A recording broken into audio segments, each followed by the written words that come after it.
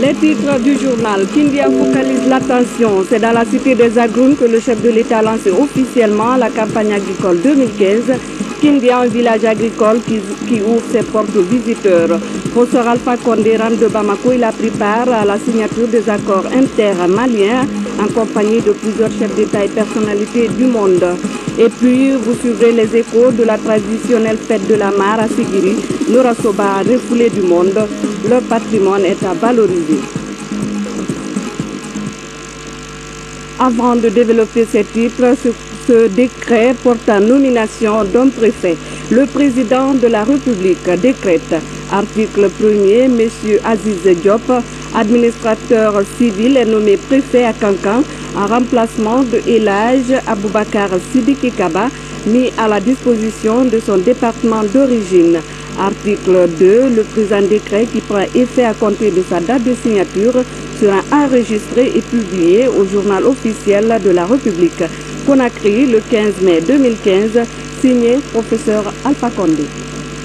Comme annoncé, Kindia au centre des attractions, le chef de l'État y était aujourd'hui pour lancer officiellement la campagne agricole 2015 et la journée du paysan. Ce déplacement spécial du chef de l'État témoigne de sa détermination à réussir ce programme qui s'inscrit dans son projet de société. Objectif, réussir la sécurité alimentaire en Guinée. Ibrahima Keïta.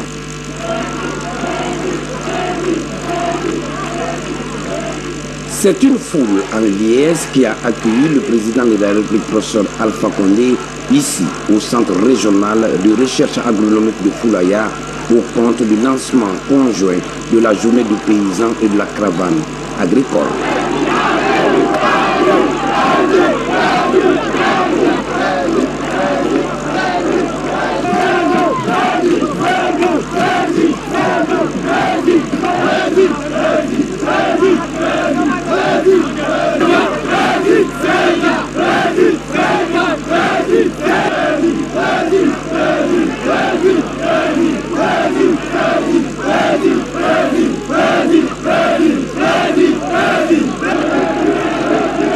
Découlant du protocole d'accord signé entre la Guinée et le Maroc en mars 2014, cette journée, première du genre en Guinée, vise la modernisation du secteur agricole pour une agriculture performante en Guinée. L'objectif est l'atteinte de la sécurité alimentaire au plus vite. Pour y arriver, le chef de l'État n'est pas passé par 4 chemins. Si vous êtes en retard, c'est parce que votre administration ne marche pas, parce que vos fonctionnaires sont paresseux, parce que s'il n'y a pas d'argent, personne ne s'en occupe pas. Quand il y a un financement, il ne gagne rien dedans, il ne s'en occupe pas. Mais ça aussi, ça va finir, parce que nous avons mis en place un conseil présidentiel de ces jeunes cadres qui étaient venus des États-Unis de Londres, ne sont pas dans la bureaucratie que vous avez connue avant. Et ils vont m'aider à suivre tous les ministères pour qu'il n'y ait plus de retard et que les fonds soient débloqués à temps. Nous allons prendre un décret pour l'utilisation des fonds multilatéraux et bilatéraux pour que nous avons beaucoup de besoins et notre capacité d'absorption est faible. Voilà l'incohérence. Mais nous avons besoin de dépasser. Si on a 100, on doit être capable de dépasser 110. Sinon, si vous dépensez 110, les gens sont encouragés. Mais si vous avez 100, vous dépensez 50, qui va vous aider? Voilà les réalités concrètement. Je ne vais pas faire un discours, je vais mettre le doigt sur nos incohérences, sur nos faiblesses pour les corriger. Nous allons faire le débat avec les paysans. Mais les paysans, nous avons pris des engagements. On a fait un pacte. Nous avons dit nous vous livrons l'engrais et les herbicides à vos domiciles à moitié prix. Vous aussi vous engagez à augmenter la production pour que la Guinée soit autosuffisante. Ce n'est pas et qu'on soit exportateur, mais cela suppose que l'administration soit performante, ce qui n'est pas le cas, qu'elle puisse vous accompagner. Pour les cadres soient plus curieux, ils cherchent à connaître l'expérience des autres pays pour tirer les leçons, qu'est-ce qu'ils ont fait de positif et qu'est-ce qui est applicable chez nous. Il ne s'agit pas de copier de façon mécanique, mais de savoir comment concrètement ce qu'ils ont fait chez eux peut être appliqué aux conditions concrètes de la Guinée. C'est pourquoi la coopération guinéo-marocaine s'est orientée vers une nouvelle démarche, celle qui concerne l'élaboration de la carte de fertilité des sols en Guinée, en vue d'évaluer les besoins en engrais. Nous y reviendrons. Autre activité du chef de l'État, cette fois-ci hors du pays, professeur Alpha Condé était hier à Bamako, où il a pris part à la signature des accords intermaliens de paix et de réconciliation, un événement majeur qui a connu également la présence de plusieurs autres chefs d'État et personnalités du monde. Sanassi Keïta, envoyé spécial. Plusieurs chefs d'État africains et représentants d'institutions et organisations internationales ont rallié ce vendredi 15 mai 2015 Bamako, la capitale malienne. Ils sont tous venus prendre part à la cérémonie de signature du protocole d'accord pour la paix et pour la réconciliation au Mali. Fruit de 10 mois d'intenses négociations à Alger entre les différentes parties en conflit au Mali. Depuis maintenant plus de 3 ans. Nous sommes donc dans l'espoir que la signature de cet accord va amener le peuple du Mali à réintégrer toutes les dimensions de son territoire national, parce qu'il ne faut pas perdre de vue que depuis 3 ans, le Mali a été coupé en deux. Le Mali a perdu à peu près 2/3 de son territoire avec la scission qu'il y a eu avec le Nord. Aujourd'hui, nous nous réjouissons que le dénouement ait été consacré par la signature de cet accord. La délégation guinéenne, emmenée par le président Alpha Condé, se réjouit de la signature de cet accord qui marquera sans nul doute un nouveau départ pour le Mali. Aujourd'hui, nous sommes là avec le professeur Alpha Condé. Nous saluons la rencontre d'aujourd'hui, nous saluons la signature des accords pour la paix, pour la prospérité et la croissance économique de l'Afrique. À Alger, la capitale algérienne, toutes les parties concernées par le conflit au Mali étaient présentes et ont paraphé le document de paix et de réconciliation. Mais ce 15 mai 2015, ici à Bamako, toutes ces parties n'ont pas répondu à l'appel. Avec la signature donc de cet accord, l'espoir est permis de voir les forces loyalistes et les rebelles surmonter leurs différences dans le but d'œuvrer en faveur d'un Mali uni, prospère et résolument tourné vers l'avenir.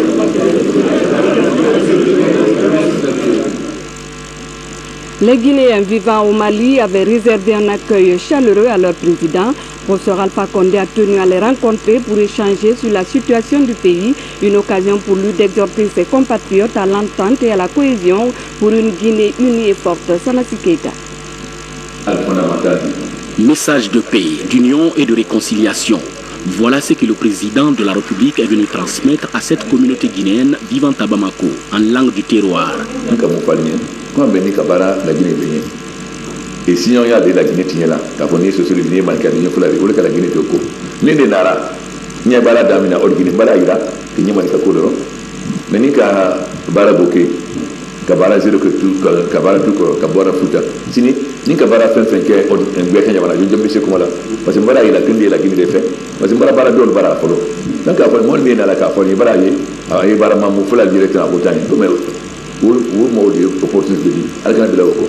Ni ma aucun bas il a que les manques donc ni kabara dor bara albana que n'a kabara la Guinée bénie n'ambira bara alfana bara mais ni kabara dor bara bara ira que la Guinée est créée tout avec mobilier ou aller ni que le borain a bien beaucoup. Le chef de l'État a également profité de l'occasion pour exhorter cette communauté guinéenne de Bamako à l'entente, aussi à œuvrer en faveur du renforcement du tissu social entre le Mali et la Guinée. Ni kabara tout le temps ni la sarana. Moi, je suis là, il est comme un gagnant pour tenir le temps. Mais quand il faut avoir que je suis là, il faut le voir. Donc, il faut que je sois un des Guinéens qui sont là. Donc, Alphana, allez bien, Mali, de la Guinée, il est là, il est là, donc, Alphana va le demain, il est là, ma frontière d'Atimou. Alphana va le demain, parce que, en a soldat civil, 850, 1900 qui date. Et nous, on a 850 ans de former la boîte. Parce que créer la Guinée. Professeur Alpha Condé a enfin appelé ses compatriotes au respect scrupuleux des lois et règlements du pays hôte, le Mali. À l'hémicycle, l'adoption de 2 accords pour améliorer les conditions de vie des Guinéens. Le premier porte sur la promotion et la protection des investissements entre la Guinée et le fonds de l'OPEP. La seconde prévoit la promotion et la protection des investissements entre les gouvernements français et guinéens. Explication Robert Siditoni. L'accord sur la promotion et la protection des investissements entre la République de Guinée et le fonds de l'OPEP est parmi les lois ordinaires examinées au cours de cette plénière. Selon le rapport présenté, ce fonds pourrait fournir un appui financier par des canaux bi- et multilatéraux aux pays en voie de développement. Les députés présents sont partis de ces avantages pour adopter cette loi. Pour investir massivement, puisque nous n'avons pas de capitaux, il faut attirer l'argent des autres, l'argent des investisseurs. Il y a 2 choses que les investisseurs demandent. La première chose, c'est la sécurité. La deuxième chose, c'est la rentabilité. C'est des documents qui ont été signés par les gouvernements depuis 2006 et 2007. Et donc, c'était une occasion pour le gouvernement du professeur Alpha Condé de régulariser ces différents accords qui vont porter à coup sûr une impulsion à la coopération économique et financière. Autre loi adoptée est celle portant sur la promotion et la protection des investissements entre le gouvernement français et guinéen. Cette loi tient compte de plusieurs facteurs de développement socio-économique. Elle devrait également permettre de renforcer la coopération économique entre les deux nations. C'est des accords qui datent de très longtemps, qui étaient dans les tiroirs et qui favorisent la sécurisation et la promotion des investissements entre la Guinée et des partenaires extrêmement importants puisqu'il s'agit de la République française. Donc c'est une satisfaction parce que ça va booster les investissements dans notre pays et ça va favoriser, comme nous sommes en train de mettre en place le nouveau code des investissements, cet esprit de transparence, d'équité et surtout la sécurisation au niveau juridique. La prochaine plénière pourrait tenir compte du code des investissements, une loi qui a été renvoyée au gouvernement pour des fins de correction. Le Premier ministre, chef du gouvernement, a conféré hier avec les imams de la capitale. Objectif, remercier les sages pour leur implication dans le combat contre Ebola, mais aussi les impliquer davantage dans la recherche de solutions à la crise politique que traverse le pays. Les explications de Camara Sanguiana. À l'invitation du Premier ministre, les imams des 5 communes de Conakry se sont fortement mobilisés au centre islamique de Donka. Le tour de table a permis de rassurer que la courbe épidémiologique d'Ebola est aujourd'hui à la tendance de baisse. La disponibilité des imams à soutenir les urgences sanitaires renforcées du chef de l'État a valu cette motion de reconnaissance du gouvernement de la Guinée. Le secrétaire général des affaires religieuses a brandi la force que le barrage de Caleta argumente dans l'esquisse du bilan de changement du professeur Alpha Condé. Elhadj Ablaye Diassi certifiera cet avènement de grande première pour fin mai 2015. En outre, des voix se sont élevées à la recherche d'une table de négociation entre les acteurs politiques de la Guinée. Prêcher la bonne parole, alors, en attirant leur attention sur le fait qu'eux-mêmes, ils sont des acteurs majeurs de la société. Et pour notre part, en réaffirmant l'engagement du chef de l'État, le président de la République, le professeur Alpha Condé, à travailler pour l'unité nationale, pour renforcer le tissu social. L'accent solennel est de ne plus faire cautionner de sales besognes aux jeunes. Cette frange juvénile a toujours payé de lourds tributs lors des grandes sociales de rue. La Croix-Rouge guinéenne, bientôt dotée d'un centre de formation pour ses volontaires, le gouvernement japonais a déboursé près de 126 000 $ américains pour la construction du centre. La pose de la première pierre a eu lieu hier vendredi au siège de l'organisation à Kobaya. Abdul Karim Kamara. La Croix-Rouge guinéenne a un siège depuis sa création en 1994. Mais jusque-là, l'institution ne disposait pas d'un cadre devant abriter les nombreuses formations que reçoivent ses volontaires. Pour pallier ce manque à gagner, le gouvernement japonais a décidé de financer la construction d'un centre de formation pour la Croix-Rouge. Ici, il a constaté que il faut, comme on peut dire, l'important c'est le renforcement de capacité des volontaires de Croix-Rouge guinéenne. C'est pourquoi il a pensé que nous allons coopérer pour établir, pour construire un nouveau bâtiment pour la formation. Il est prévu dans ce projet un bâtiment R+1 qui sera construit dans l'enceinte même du siège au quartier Kobaya, commune de Ratoma. Il comprend des bureaux au rez-de-chaussée et une salle de formation à l'étage.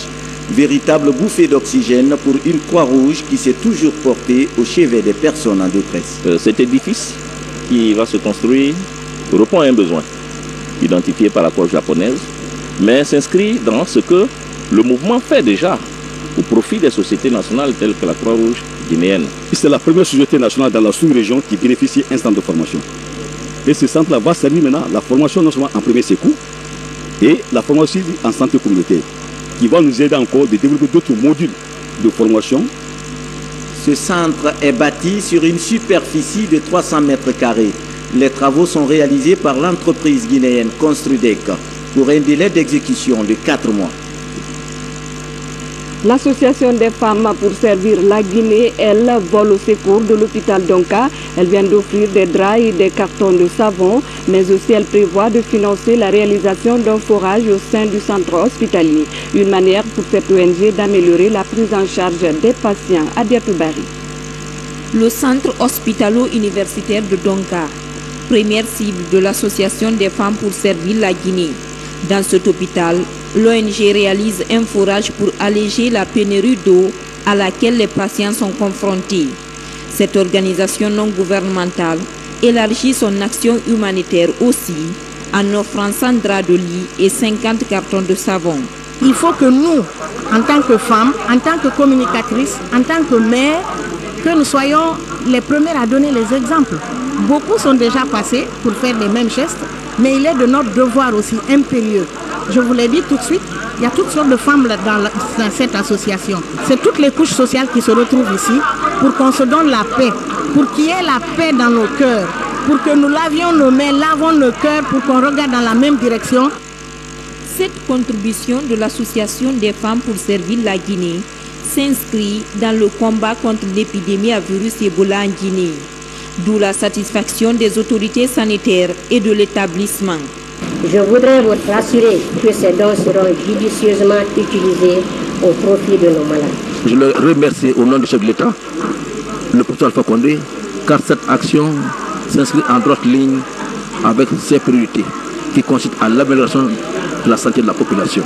Donc Mme Aïssatou Bella et toute son équipe, qu'elle en soit remerciée et que d'autres Guinéens emboîtent le pas en apportant leur contribution à nos structures sanitaires pour la prise en charge de qualité de nos patients. À une année de sa création, l'Association des femmes pour servir la Guinée compte 20 membres issus de différents secteurs sociaux de base. Elle œuvre pour la consolidation de la paix dans le pays.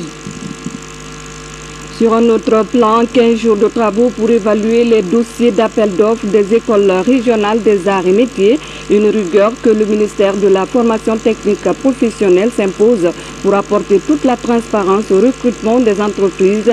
Le directeur du cabinet international en charge des dossiers promet de mettre toute son expertise au service de la Guinée. Reportage Moussa Koumara. Bientôt, les travaux de construction des écoles régionales des arts et métiers vont démarrer. À la Direction nationale des marchés publics, les travaux d'évaluation des dossiers d'appel d'offres sont terminés. 37 entreprises se sont intéressées au projet de construction. Parmi elles, 4 seront retenues pour la réalisation des toutes premières écoles régionales des arts et métiers dans les villes de Boké, Labé, Kankan et Zérékouri. À date, nous avions fini l'évaluation et que bientôt nous allons envoyer le rapport d'évaluation au bailleur de fonds et à la CGPMP pour obtenir les différentes non-objections. Nous sommes très heureux de savoir que ce travail que nous faisons va amener un plus dans le système éducatif. Et ce travail, je pense qu'il est très bien fait et que parce que dans ce travail, nous avons respecté toutes les procédures adéquates, c'est-à-dire l'évaluation, et on a tenu compte de tous les critères qui étaient dans le dossier d'appel d'offres. Pour crédibiliser le travail, un cabinet international a été recruté par le maître d'ouvrage qui est le ministère de l'Emploi et de la formation technique professionnelle. Il s'agit du Bureau international de contrôle et de supervision Soufreco qui a apporté son expertise dans le traitement des dossiers. Son représentant est venu travailler avec la Direction nationale des marchés publics pour le choix des soumissionnaires. Mon bureau n'a fait que conforter la position de la commission qui était déjà bien établie sous le patronage de Mme Nabé, que je tiens à remercier de son professionnalisme et de sa transparence et qui nous a permis de faciliter le travail en matière de confidentialité, de sérénité, parce qu'il faut savoir que nous avons interdit toute pression de la part d'entreprises qui avaient des velléités pour pouvoir effectivement se présenter. Et nous sommes fiers de dire qu'aujourd'hui, nous n'avons eu aucune entreprise qui est venue nous déranger dans notre travail de choix au niveau de ces entreprises soumissionnaires. Ce projet de construction des écoles régionales des arts et métiers est financé par le Fonds saoudien de développement à hauteur de 23 millions de dollars. L'idée est de rendre plus performant l'enseignement technique guinéen et résoudre l'inadéquation entre la formation et l'emploi. Déjà, 70 jeunes sont envoyés au Maroc par l'État guinéen. Ils viendront enseigner dans ces Irams.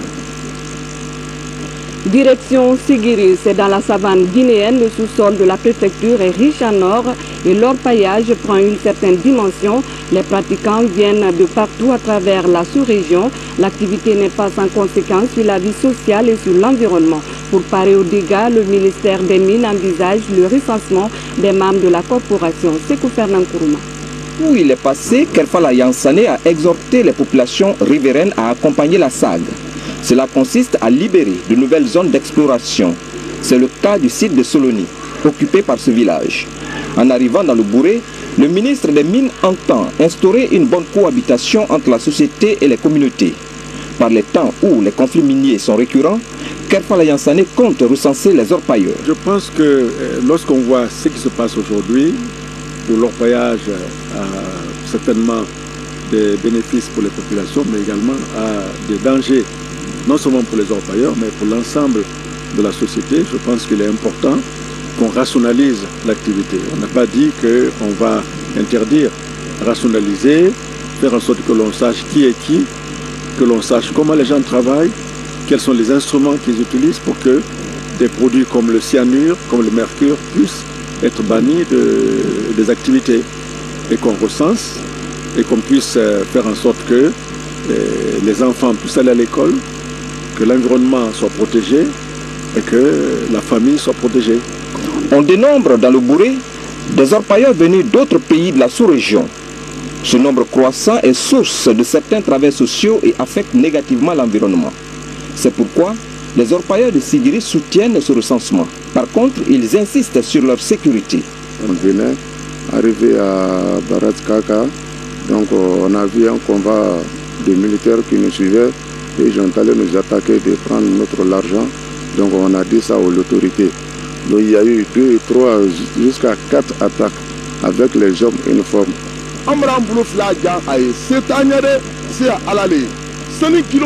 J'ai été victime d'un vol de 23 kg d'or dans la capitale. Jusqu'à présent, les voleurs ne sont pas arrêtés. Le recensement des orpailleurs est un moyen de lutte contre l'utilisation du mercure et du cyanure, des produits nuisibles à l'environnement, à la santé des hommes et des animaux.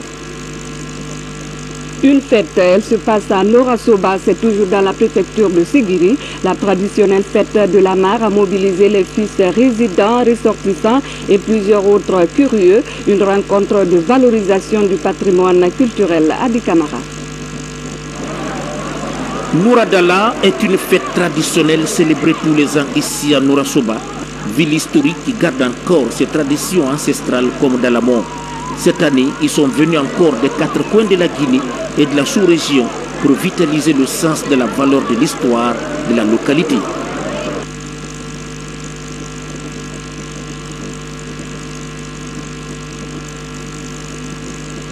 Au bord de la mer pour venir ici à cause du poisson.